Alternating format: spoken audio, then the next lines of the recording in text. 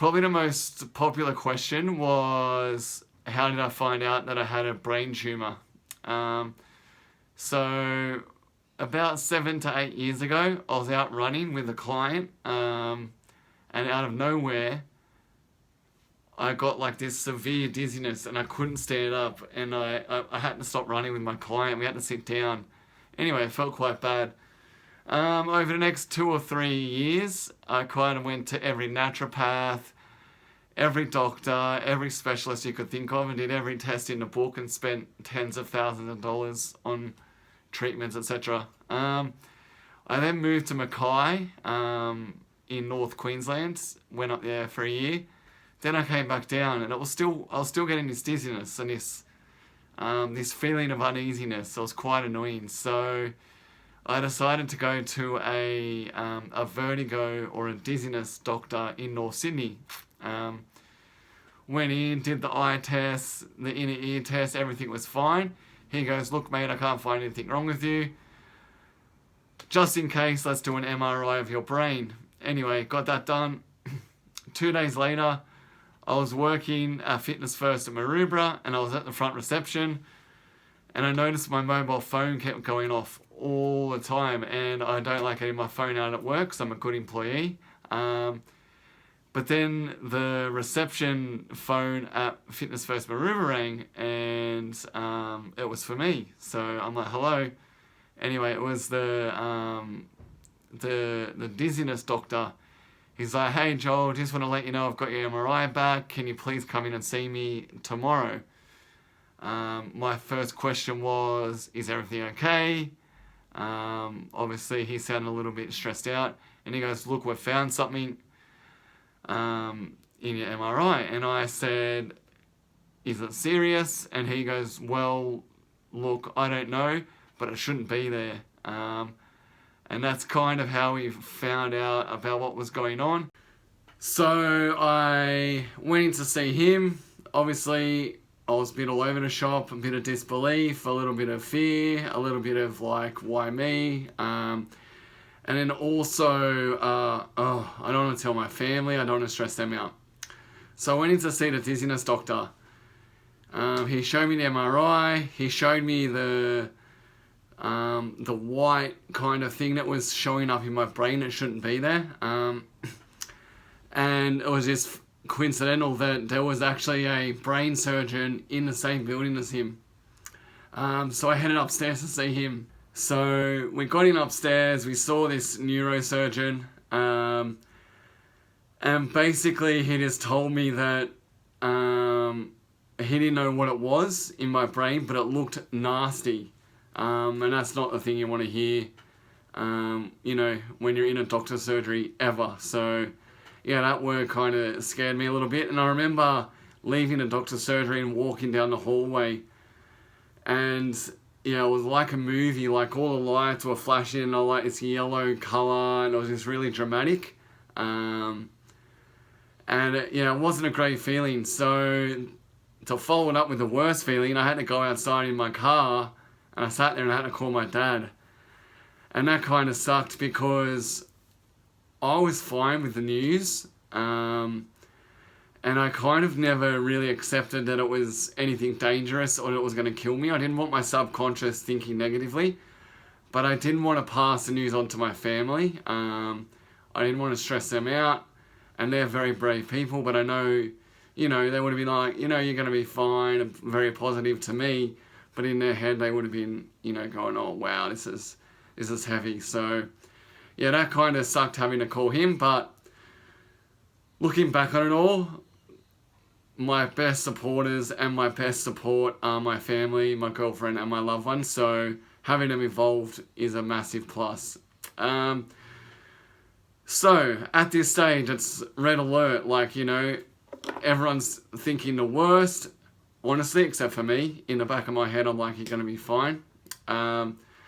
So I had to go get PET scans. I had to go to Royal North Shore and get all these tests done. I had to get a spinal tap.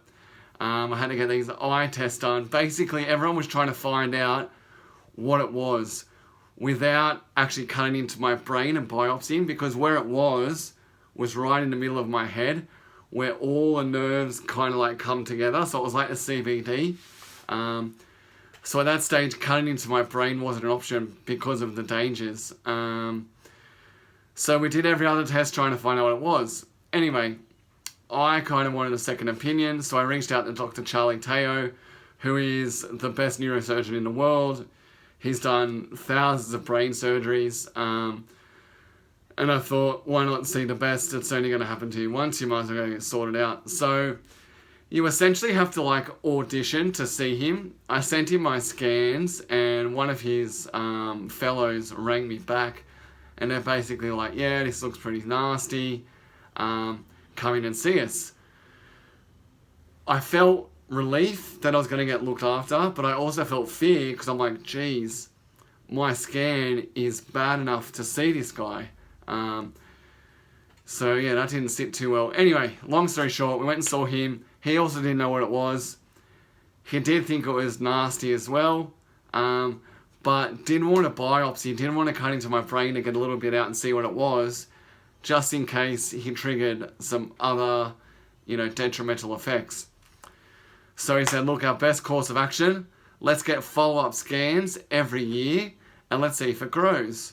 Because at this stage, it was still, we didn't see if it had grown or not. Anyway, so what I had done, and what I recommended everyone else does, if this happens to any of your loved ones, don't go to a GP and get a scan, because they'll send you for a CAT scan, and a CAT scan isn't detailed enough. You need an MRI. I went and got a CAT scan 3 times over the next kind of 3 or 4 years. I took it into one of my newer neurosurgeons, and he goes, look, the CAT scan is clear. I can't see anything wrong, but let's just in case get another MRI. That was in February this year, and I started to get a bad feeling, kind of a sinking feeling inside my tummy. So after this, I went and got the MRI. I went back to see him, and I just had a bad gut instinct. He goes, look, Joel, it's been 7 or 8 years since we found it, and it's now grown. We now have proof that it's grown. And I'm just like, ugh. I genuinely just wanted it to be over. I wanted him to say, Joel, look, it's the same size, or it's disappeared. In saying that, it had grown, and then that's what started the chain reaction with, I want you to go back to Charlie. I want to see what he thinks. And then Charlie, straight away, he's like, look, mate, we need to operate. We need to get this thing out of you. Let's do it. He goes, the fact that it hasn't grown remarkably over a long time span should mean that it's not dangerous. So he left the decision with me. He's like, look, we can now call it a tumour. You now have a brain tumour. You need to either get it taken out, which is what he recommended, or we can wait another year and see if it grew any more. But the bigger it gets, the harder it is to remove. So I went home, I went and discussed it with my family, and I was getting quite anxious about it, just knowing that it was in there and it was a tumour. So I'm like, screw it, let's get it taken out. And yeah, so that was where I was, and that's why I'm now on this path to recovery. So guys, please spread the word. Again, I'm not trying to become YouTube famous. I want as many people as I can to be able to see my videos and see that what I went through and what maybe they're going through is normal and you can recover. I went from like completely blind, couldn't walk, couldn't eat, couldn't swallow, to now I'm on my way back to I can now walk. I'm now going grocery shopping on my own. I can now stand up in a shower. All these little things you take for granted. So guys, feel free to subscribe, copy and paste this and send it out to your friends and your family. And if you do know anyone going through this, send them a link to my video. Hope you're all well. Stay healthy. Love you all. Peace.